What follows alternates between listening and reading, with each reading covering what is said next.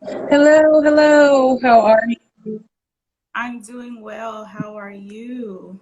I'm good. Thank you. I'm good. Awesome. We're just going to let a few people join in. hmm hmm Thank you guys for joining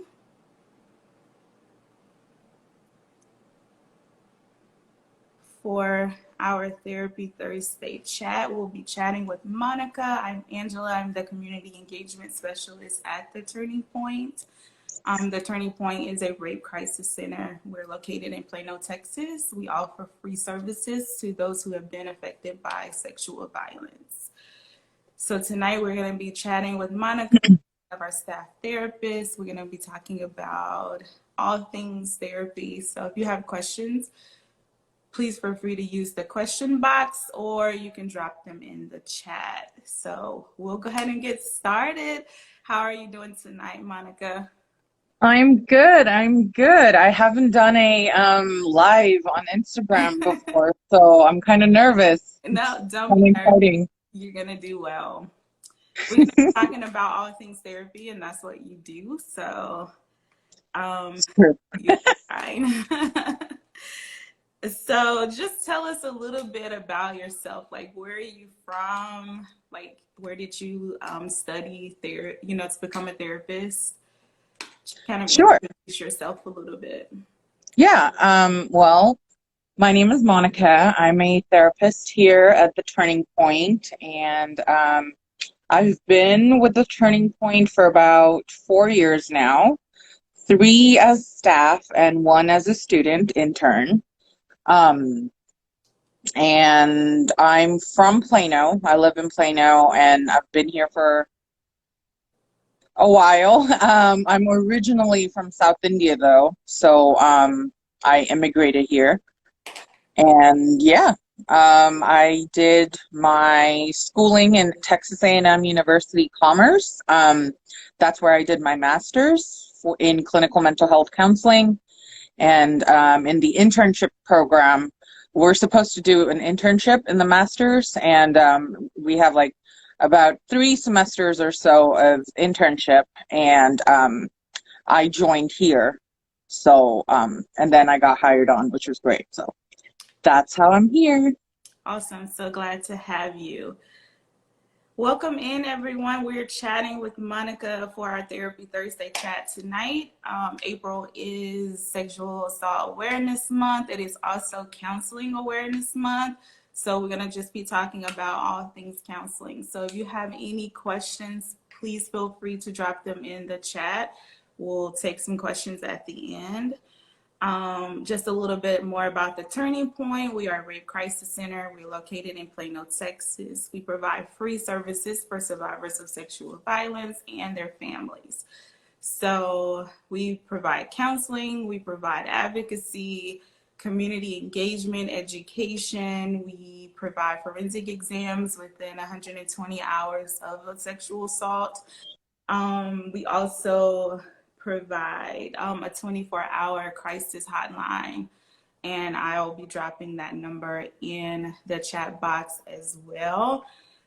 So, Monica, we're talking all about counseling tonight. Can you tell us a little bit about what led you to become a therapist and specifically trauma focused therapy? Yeah. Well, it wasn't originally my major. In my undergrad, I changed majors a bunch and I was trying to pretty much, find out what was best suited for me, what I liked, what I gelled with.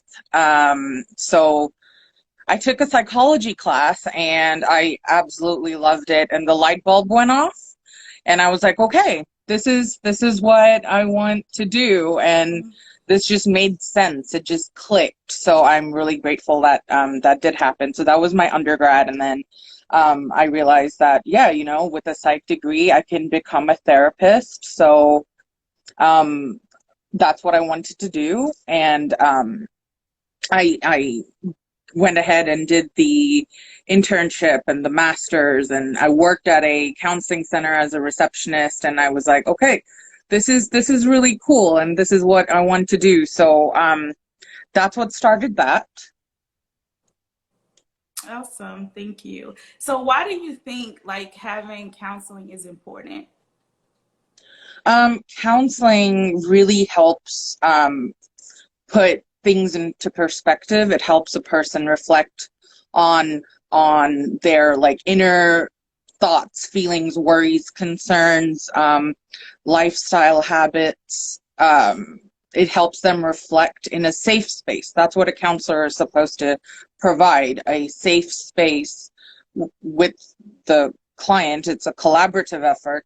And you want to help them basically go towards and reach their goals, whatever their like, personal goals may be. And if there's any like distressing situation that they're having a hard time navigating, this is an environment where they can talk about, their belief systems, thought patterns, anything that could be maybe unconsciously causing them harm, or just a place where they can come feel not judged about whatever their experience is. Yeah, I like. So, Oh, I'm sorry. Go ahead. oh, I'm so sorry. No, that was basically it. I like that you said providing that safe space, because I know that's important for survivors to have that safe space for them to come and just talk about their feelings with someone, like you said, who's not going to be judgmental. And so I think that's awesome. And I'm glad that the Turning Point can provide that safe space for survivors. Absolutely. Therapists are non-judgmental, and they're unbiased, and they're a third party. So it's not like you're scared because of judgment. Like if you go tell your family or your friends, it may not always be safe. They may react a certain way, or they may, dismiss you, and that can be really hurtful. So a counselor is not going to do that. So that's why it's important to, go seek out counseling if you should need it. Awesome. So we've talked about kind of like the importance of therapy. Why do you think that some people may be a little hesitant to find counseling as a place for them to go? And what advice can you give survivors who may be thinking about counseling but may have some reservations? Yeah, so there are a lot of reasons as to why a person may not feel comfortable doing counseling. It could be sometimes it's just a cultural stigma, right? Like no one does it, and I don't know anyone who's gone to therapy, so I'm not gonna go. Like fear of unknown, and then maybe it's a lot of other people's beliefs that they've sort of internalized and adopted because that's what they've heard, or maybe they've had a bad experience with a therapist before, and now they're like, no, I've tried that once and it didn't really go well, so I'm not here for it. That could be a reason. It could also be because they weren't allowed to feel safe to express themselves before. So maybe like, growing up or something, if they were expressing themselves and they were punished or abused because they expressed their emotions, then, or they were dismissed, that's a good way for a person to just clam up and not open up with anyone. So they may not know that a person like a therapist is actually there, and they allow you to feel and express your emotions. So that could be another reason why people may be hesitant. Culture is also a big thing, of course. And then advice as to why, wait, what was it? Advice as to what? Mm-hmm. Yeah, no, it's okay. Like, what can you share to maybe change that perspective that they may have, that reservation that they may have? Knowing a lot of times we may not understand the process of like, and expectations of what therapy really is. So that could be why people do that. That they may also have reservations. So educating them and letting them know that, hey, it's okay to ask your therapist about questions. like, hey, what is this process? What is your approach to therapy to make sure that they sort of their approach to therapy fits you and their personality fits yours, because every therapist has like an individualized style. And yes, it's a collaborative effort and we're working on a client's goals, but every person is different. So every therapist is different too. And they may work in different modalities or therapy styles. So asking them, hey, what is your approach to this? What can I expect? Here are my goals. What can where do we go from here? Knowing that you have a voice and it's okay to share it. It's a safe space. Again, I'm going to have to say safe, non-judgmental, unbiased third party. So that's going to be really, really helpful for a person to sort of overcome that fear. It is going to be uncomfortable at first, but that therapist is going to applaud you for even putting yourself out there, because it's a hard thing to go get therapy. It's a stranger and you're just telling them your life story, so it's understandable. So you want to make sure that you feel as comfortable as you can, and knowing that if you don't get along with the therapist, you can let them know, hey, I don't think it's going to be a fit, so I think I may have to go find someone else. And that's okay. That's not going to hurt a therapist's feelings. It's good that that client knows what to expect. Like, okay, if this doesn't work, I'm not like stuck with them, or things like that. Awesome. Sorry, my allergies are bothering me a little bit. It's But really bad right now. It's really bad. yeah. So guys, we're talking with Monica. She's one of our counselors at the Turning Point. So if you have any questions, please feel free to drop your questions in our chat box. You can use the question box as well. If you have any questions about counseling or the Turning Point in general. We've talked about, providing that safe space. I know at the Turning Point, we do offer individual counseling as well as group counseling. Can you maybe talk about maybe one of the groups that you've led, and kind of just share like what that looks like? Sure. So in COVID, especially like after, even before, we've had a lot of groups, but one of the groups that I led was meditation group. And I think that was a definite favorite of mine, because it was just peaceful help. What I used to do was, facilitate the session. So I'd have like mood music playing, and I would basically like, slow down the tone of my voice and my speech, and basically go through a guided meditation with them every week. And that was really beneficial. And we'd go through like, breathing techniques as well. That was one of my favorites. Right now, I'm doing a dealing with complicated relationships group, which is basically where we talk about, okay, so what are some signs that your relationship may not be kosher? It's like, red flags and what to do about it. Safety planning, setting boundaries, thinking of your attachment style. So basically looking at your relationship and then looking at, okay, what are signs that I need to be doing? What are signs I need to be avoiding? Things like that. So that's been fun as well. And yeah, we have a lot of groups going on right now. I think the group that I'm excited that's going to make a comeback is the somatic group. I think we're going to start a new round coming up, which is really exciting, because that's a good group too, to get in touch with your body, because a lot of times we tend to hold a lot of tension in our bodies and we just don't release it. So talking about that, recognizing that was a good group too. Awesome. So again, guys, we do offer that individual counseling. If that's something that you might feel like you're not ready for, then the Turning Point does offer group counseling as well. All of our services are free to those who have been affected or survivors of sexual violence.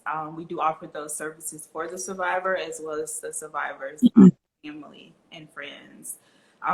The website is in the chat box. We do offer a 24 crisis hotline. That hotline is not to replace, emergency services. So if you feel like you are in an emergency, please feel free to use 911. But if you're just wanting someone to talk with, if you're in a tight space, in a place where you just feel like you need that one person to listen to you, feel free to use that 24-hour crisis hotline. Are there any questions that you all may have about the Turning Point? Any questions that you may have for Monica about counseling services? Please feel free to put those in the chat box. I don't see any questions right now. Is there anything else that you would like to add, Monica? Sure. So, we serve survivors of sexual violence, and that's after a trauma like that, survivors tend to feel a lot of overwhelming emotions, thoughts, symptoms of trauma, and they may not know what is appropriate to feel, what is normal, what is maybe unintentionally harmful, and that's why coming to groups or coming to individual therapies can really help sort of walk you through, okay, so this is normal, and this is what you can expect after experiencing something like a trauma. And we don't like force you to share or do any activity or anything that you may not feel ready for. So these are some things that I really did want to mention if people have experienced sexual violence and they're still sort of thinking if they should be getting therapy or not. Awesome. Those are some good points. Thanks for sharing that. Mm-hmm. Again, our 24-hour crisis hotline, I put it in the chat box as well as our website. If you feel like you have any questions, please feel free to reach out to us at that number. Visit our website, see all about our services that we offer. Thanks again, Monica, for chatting with us tonight. Thank you. Giving us more perspective on counseling and why, it may be important, not just for those who may have experienced trauma, but, for everyone who, I see a question just popped in. Do you have any helpful tips to encourage a hesitant and guarded person to seek therapy without offending them? Yeah. So let me just read that one more time. Sorry. Mm-hmm. Do you have any helpful tips to encourage a hesitant or guarded? Yeah. Well, you don't have to talk about your trauma. You don't have to talk about your experience. We could start with, hey, what do you, there are different ways to this. We can deal with the symptoms that you're experiencing. So say, I'm not able to sleep, or I'm, something like that. Then, okay, we can deal with that. We can, talk about, okay, what are some ways to manage your sleep habits and your sleep hygiene, find alternatives to maybe if there's something that's triggering a feeling of lack of safety for you at night, then we can, talk through that. But if this is more about getting someone to go to therapy, it could just be, hey, if you're a friend, I noticed that, you're struggling with XYZ and I'm not able to help you. Maybe you could talk to someone and they can help you sort of navigate through all of this that you're going through, because I can't I can't provide that for you right now, and I hate to see you suffer.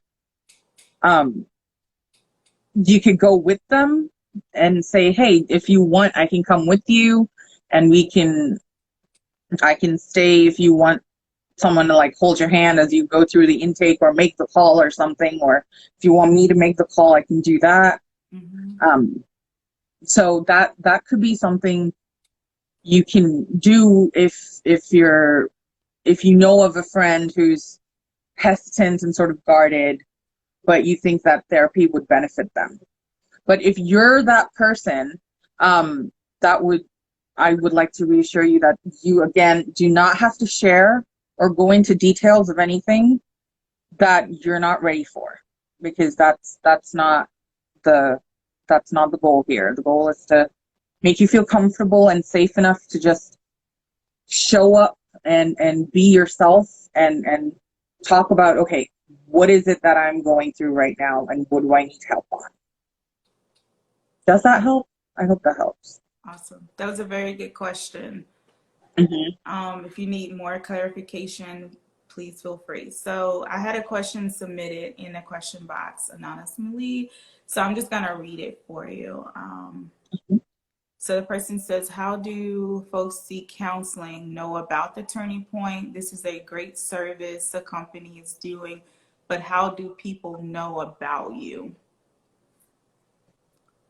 So I think what you're asking is like, how do people find our services? So we do, offer like community outreach. So we do go out into the community to do like presentations. We give out information in the community.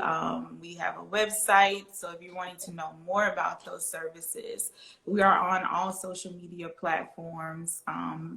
Referrals are big. So, people refer their friends and their family or, whoever they know. So we do, get a lot of clients in through referral services. So I guess like word of mouth is also out there, how people can find out about us. So that's a very good question. That person said, thank you. That is very helpful. So yeah, you answered that question. Awesome. Thanks. Good questions, everyone. Are there any more questions? You can feel free to drop them as a comment, or if you would feel more comfortable using the question box, then that is also.